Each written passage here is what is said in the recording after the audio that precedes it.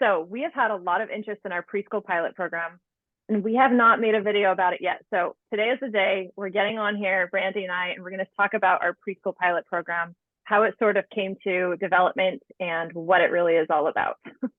Thanks for joining me today, Sarah. Yeah, no problem. So my name is Brandi Wentland, and I'm a speech-language pathologist, and I'm also the owner of PicSeePal USA. I'm joined here with my good friend, Sarah Cruz, who's also a speech-language pathologist and works in Northern California. So PicSeePal was created by Christopher McDonald, a special education teacher in Australia, to solve the need of eliminating so much laminate, right? How many of us as special education teachers or speech language pathologists spend our days with Velcro and scissors and laminate in our hair and all over the floor, right?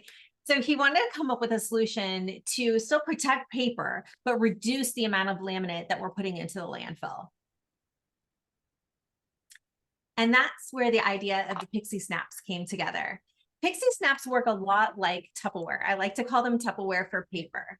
And they snap into the PicSeePal frame.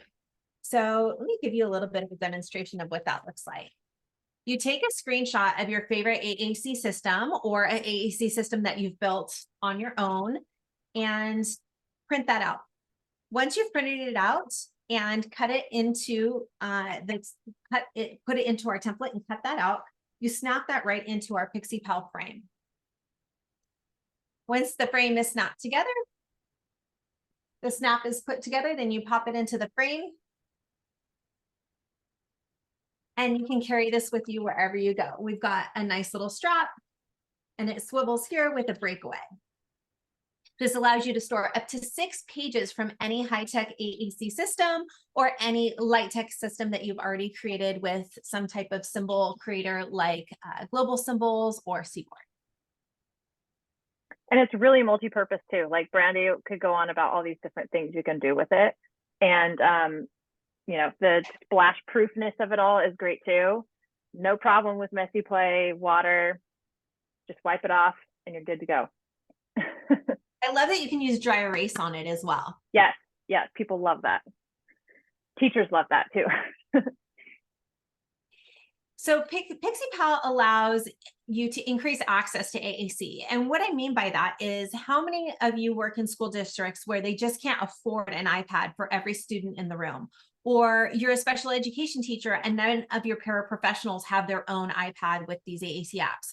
You might even be a teacher where the district hasn't purchased you an iPad, or if they have, maybe they've only purchased 1 or 2 apps and you don't have access to all of the AAC systems that your students are using in your room.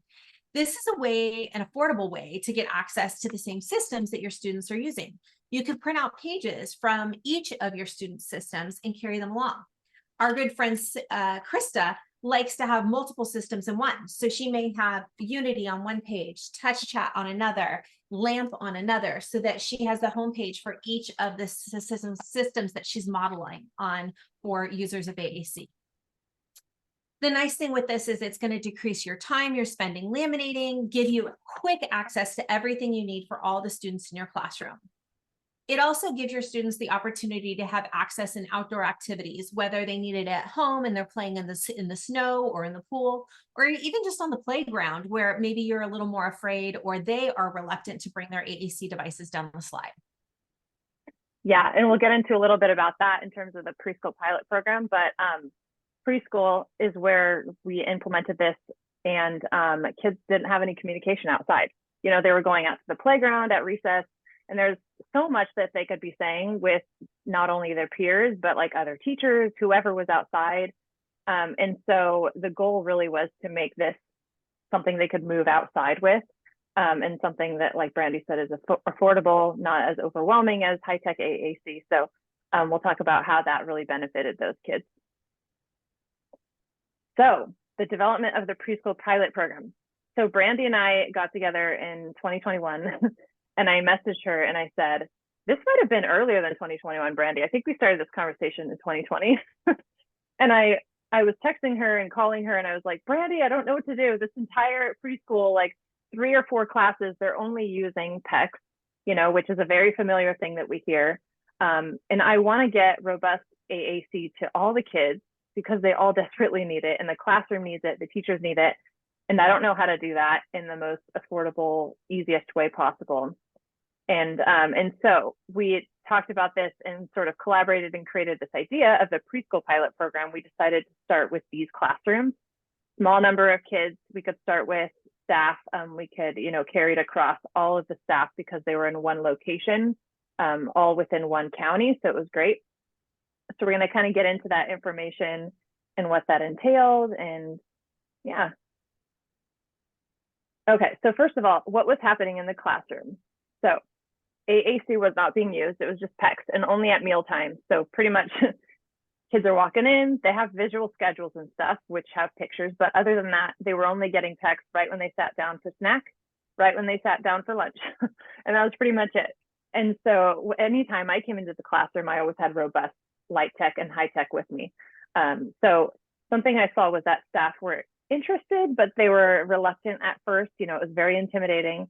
Teachers were cutting and printing so many icons. I would come in there and they had huge binders of just icons. And every Friday they would send a para to go collect those that they sent to the printer and have them sit and cut and cut and cut.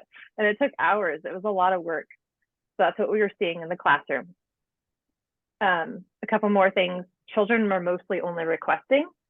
They were only doing this at lunch and snack time. So only requesting was happening. Communication was very prompted, and they were taught to respond in that, in that context. And then behaviors were often overwhelming for staff and children, because when you don't have access to robust AAC, what other ways do you have to communicate your behaviors, So, and then in addition to that, nearly every preschooler needed AAC. So like 60 or so children. And that was just with the classrooms that I was with. There were far more preschool classrooms than this. It was just the select number that I was with. So yeah, whew, these are the things we were seeing. So a lot of stuff that, go ahead, Brandi. I was seeing that in the classrooms too, when I was in my CF, where I'd go into a classroom where either no students had an AAC device or only one did. And I couldn't see going to my special education director and saying, hey, I want an AAC device for every single child in this classroom this school year. That's just going to be turned down in almost every district you work in. That's a lot of money to be spending. And so we needed to find a solution that was affordable for the district to make a class-wide effort to get AAC into these kids' hands until we could do the appropriate evals to get them the high tech that many of these students needed. Definitely. Yeah. And it allowed us to jump in and not have to wait. A lot of times we think we have to wait so we can trial high tech. It's like, well, no, this is a way of starting now, because, now is the time to start. In fact, it should have started in early intervention period, that birth to 5 period, it should have started. So, I mean, we're at the preschool level. This is very good. We should start now. So, this afforded us that ability to jump into it without having to wait too long. So yeah, what if we could get the entire class and staff access? So not just the kids had PicSeePals, but so did the staff, which is very crucial to obviously aided language modeling and all of that stuff that came along with the training.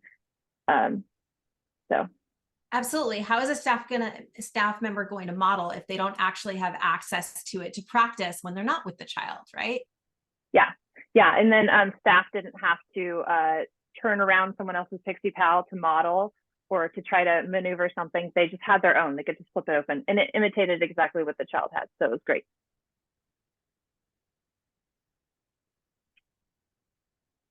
So initially we provided training for all of the staff. And when the district first contacted me, they initially wanted training for their speech-language pathologists. And I said, I'm more than happy to do that. But if we really want to see carryover, we want to see implementation and see something that's successful, we need to train the whole team. I want to include paraprofessionals. I want to include aides and teachers. Anyone that's interacting with this child that's on their IEP team really should be at this training. And we really looked at the Project Core website and a lot of the information that was available there and integrated that into our training. We also utilized their pre and post assessment, self-assessments, so that we could get some data as to how well this training was working for the staff. Next, we delivered PicSeePals to every child and every staff member that was in the training that was part of our pilot. We had isolated some specific classrooms that we were going to target for this initial pilot. And then we started with a PLC group. Sarah put one together with the staff that were interested, and we provided ongoing training and support for that PLC group. Next, we provided classroom support, and that could be provided virtually or in person. I provided the virtual component, and Sarah was our on-site staff member that was providing the in-person support. And then we really wanted to take those post assessments from the Project Core website and measure progress. And instead of measuring progress like we typically do with an IEP on the student and what they're doing, we wanted to measure progress on what the staff was doing. What changes did we see from staff initially being resistant to modeling and resistant and afraid of high tech to, at the end of this, were they modeling when they were using this light tech component? And then in addition to that, when staff and teachers are the ones that are feeling empowered and have the skills to do this, then the kids are getting what they should be getting. So there's no disconnect there. So that's great. And then also the PLC group, that was awesome. I loved starting that up. And what I pretty much did was, a lot of you might have heard this term before, PLC, so Professional Learning Committee. So what we did was we brought together, I sent out an email to the staff and I said, we're going to start this PLC group for AAC. So anybody who wants to join, once a month, we're going to meet in a classroom. We're going to talk about what's working, what's not, what do you need support with? And I provided any materials I could. We strategized how to incorporate AAC within curriculums that they were already doing in the classroom, how to get more AAC across the classroom. So that way there's AAC within like every 3 feet. So yeah, that was really what the PLC consisted of. And teachers really appreciated that because it gave them a time to kind of strategize some things, talk about what maybe was working really well and share that success with others. And then also what was maybe not working so well. And yeah, so a time that they could just shoot me ideas and we could all talk and share some thoughts with each other. So that was great.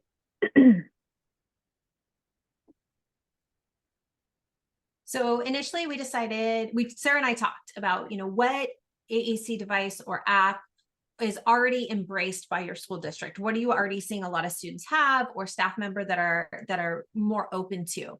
In this particular situation, we settled on touch chat, but I don't want you to feel like you're limited to that. It was just what we chose for this particular district.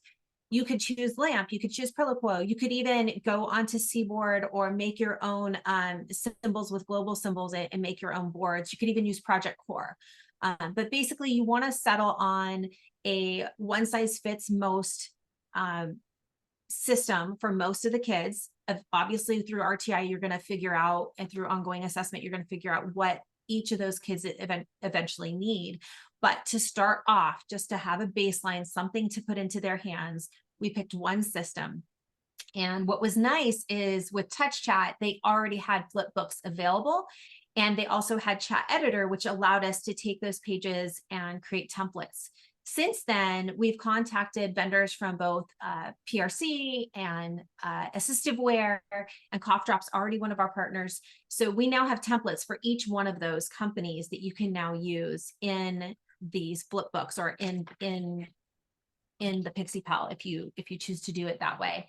And that way you can get a flip book or a PicSeePal in each child's hand. Mm-hmm. Yeah, and then when we delivered this training, I recorded a quick video beforehand showing how many different ways you could use Touch Chat. So that was really great because we had Touch Chat on the iPad, we had Touch Chat in the flip books, we had Touch Chat core boards, we had Touch Chat giant core board for the classroom. Yeah, and then also Chat Editor, and you can display Chat Editor or Touch Chat right there on the smart board in the classroom. So it's big and displayed large for every child to participate in some activity. So there were a lot of reasons that are thoughts that went into choosing Touch Chat. So that's kind of why we went with what we went with. Okay, so just to kind of go over like what we saw in results this preschool pilot program, overall increased communication among staff and students, which was great. We were seeing kids, having more of those intentional, like they would go to the PicSeePal if they didn't have it directly in their hands. or they would make sure they picked it up to go outside to go to the playground. They would remind other kids to pick it up. They'd be like, hey, you forgot your PicSeePal. It was so cute. Or you forgot your device. And they would like tell each other, and they would, bring it outside for other students. And staff were wearing them all around the classroom. Staff were talking more during various activities, not just snack and mealtime. So overall, we just saw increased communication among all the staff and students, increased capacity in the classroom for AAC. So it put the power in the hands of the teachers and the paras, so that they had the skills and the tools and all of that stuff to be able to take this and really run with it, without us, without having us to being there. They were able to, so they felt like they had that confidence in knowing what they could provide. And then it supported teachers, obviously, with the curriculum, and they could measure progress with children. It allowed, a lot of times I heard teachers say things like, I'm not sure how he's doing on this sort of goal, or, what he's actually able to understand. And then, so having the PicSeePal and Light Tech AAC in the classroom for every child, the teachers were able to measure more of what the child's knowledge base was, which is really cool. And then children, like I said, they loved wearing and taking their devices with them outside and around the classroom. So there was a lot of personal and intrinsic motivation with the children and the staff all together. So what we found is that basically high tech and light tech is better together. It's not an instead of, it's not an or situation. We aren't saying that PicSeePal replaces robust high tech communication, but what we found was this worked really well in conjunction with. It's wonderful to use a system that in light tech that you may progress to high tech, and then they will always have access to both for when the high tech isn't something that can be used, like say in the bathtub or in the pool. It's also great because it allows you to have something in the classroom for when that device either doesn't show up to school or the battery is dead. And primarily, I cannot stress enough how important it is to just have staff members have access to this, and access to something that they're not afraid of breaking or afraid of touching. What we found is when we gave them access to something that looked the same as the child's high-tech AAC device, that the staff were much more inclined to touch this. There was less fear, less intimidation. And having access to use this where the staff member says, this is mine, I can touch this whenever I want. Maybe when the students are at recess or after school, it gave them access to touching this thing, becoming familiar with where the words were when they felt like they weren't having to perform. Mm-hmm. Definitely. So contact us. We'd love to hear from you. Are you interested in putting a PicSeePal program together at your school? We'd love to be a part of that in whatever way that you feel that we could support you, whether that means us providing the training for you, or if it means looking at a bulk order for PicSeePals, or if you just want to talk with us and collaborate with us to find out how to make this work within your budget or your needs for your specific school district. We're more than happy to brainstorm that with you and share with you what we learned through our process.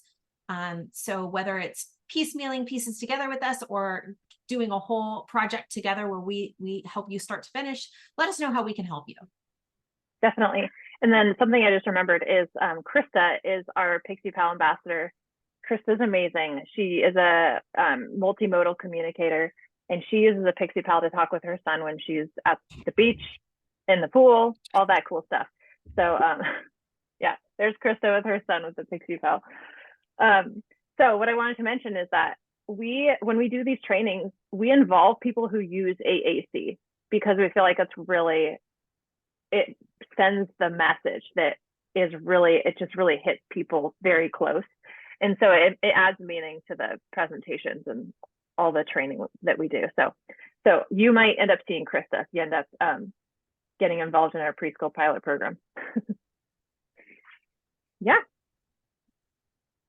So if you want to meet Krista, come by the booth at ATIA. If you're going to be there, come to booth 5. We'll be right outside of the hall. And Krista's our ambassador. She'll be out there with her PicSeePal and her PRC accent with Unity 144. So you'll get to see her use both her light tech and her high tech. And you can ask Sarah and I any questions that you may have for us, or ask Krista any questions about what it's like for her using both systems. Yeah, and if you have any questions, you can always reach out on Facebook or Instagram. We like to share tips on there weekly, so follow us on there as well. Thank you guys for listening. Bye. Okay, and I'm going to hit stop record, even though I haven't